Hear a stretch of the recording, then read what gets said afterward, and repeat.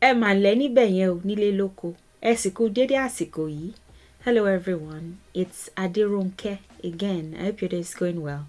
Today I'll be addressing another offer, another incantation, a statement that you utter in order to buttress a positive wish or thought, a reference point for a positive wish.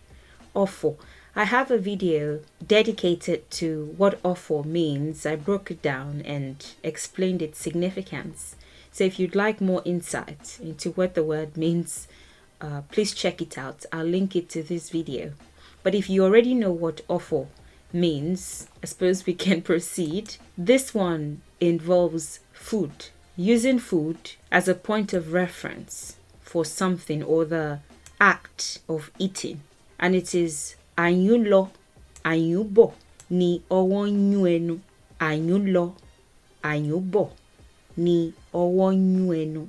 That's the statement. Àyúnlọ, Ayunbo ni ọwọ́ Yún Ẹnu. Native speakers like to combine words. So it is very likely that what you will hear, practically speaking, in the real world is the shrunk version. Àyúnlọ, Ayunbo, Lowo Yún Ẹnu. In spoken Yoruba, once you get comfortable with the language, even as a beginner, you tend to want to combine. It just makes speaking faster and it makes it flow smoother, especially being a tonal language. So, Àyúnlọ, Ayunbo, Lowo Yún Ẹnu is what you will likely hear. Àyúnlọ, Ayunbo, Lowo Yún Ẹnu. Or even Lowo Yún Ẹnu.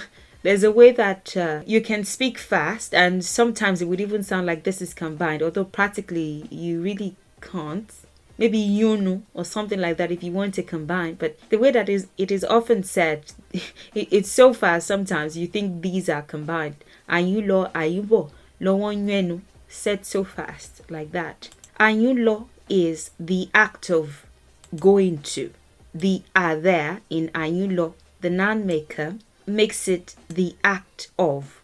New is one of the Yoruba words with multiple meanings, with a very interesting homonymic quality.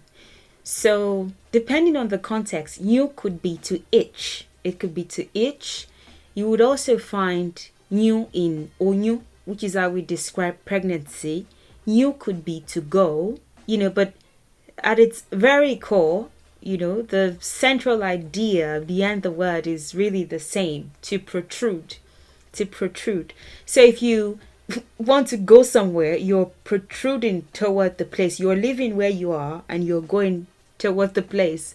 If, something is, Owonyumi, for example, my hand is itching.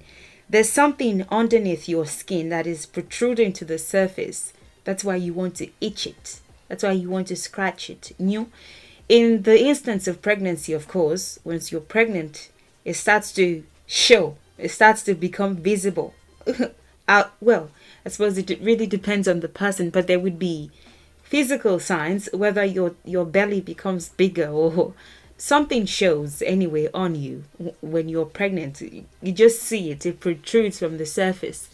So the central idea isn't different. You can ascribe several English words to it, and it seems like, they don't have any similarity at all.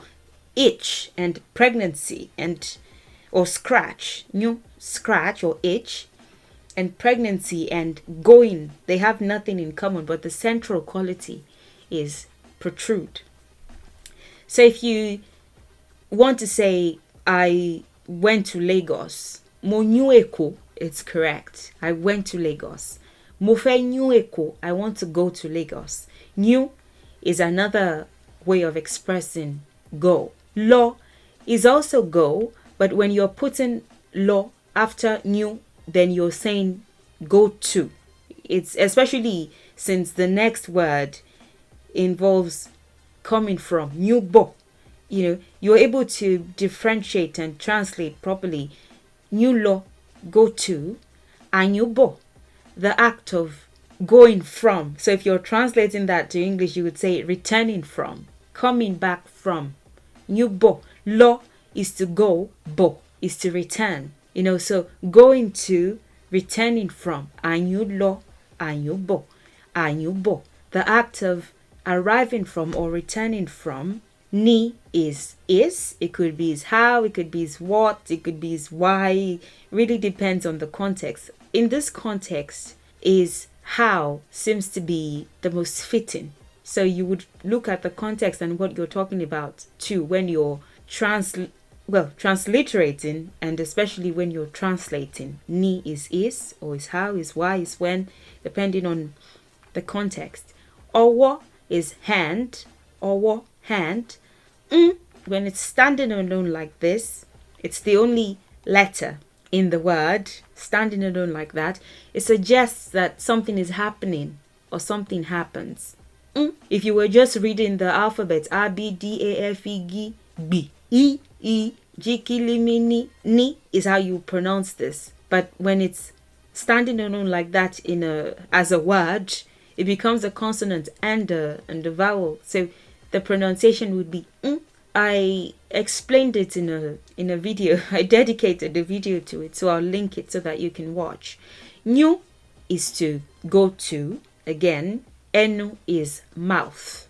Ẹnu is mouth. So the raw transliteration, without changing anything, without translating just yet, the act of going to, the act of returning from, is how the hand goes to the mouth. That's what Àyúnlọ, Àyúnbọ, Yún Ẹnu means. The act of going to, the act of returning from, is how the hand goes to the mouth.